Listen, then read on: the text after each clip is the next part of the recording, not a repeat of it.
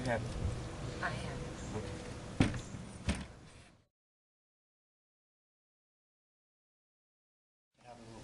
Bitty teeny pair of box grips. You can clamp right there. Really, God, you could make this thing so tight. And it was real tight before. I'm so happy with that, y'all. We have two bands on him here. We have a Georgia DNR band, Department of Natural Resources band, and also a U.S. Fish and Wildlife band here. So that if hopefully this won't happen, but if somebody does find him on the ground or whatever, they can report that information back to the U.S. Fish and Wildlife Service. And that's just important so that we know that who's surviving and who isn't out there and how successful these releases are. So these bands are just basically information if we do find them.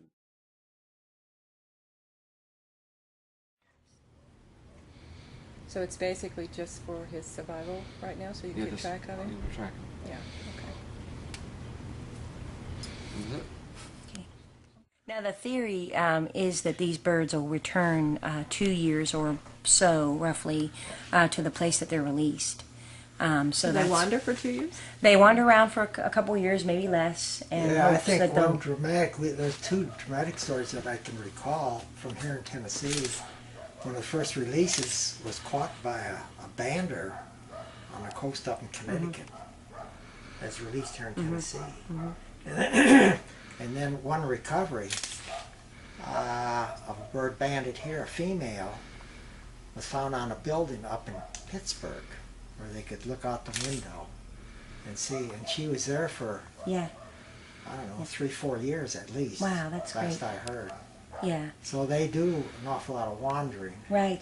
And that's another reason these bands are important too, is if, let's say, this bird travels up north to Pennsylvania or something, and somebody sees the band number, they can track it back to this release spot. He is ready to go.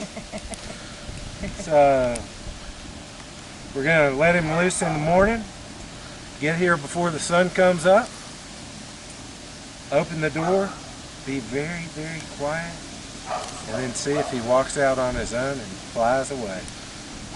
Have you put the telemetry on yet? Yep. Telemetry's on his tail now. And Ted came up and banded them for us.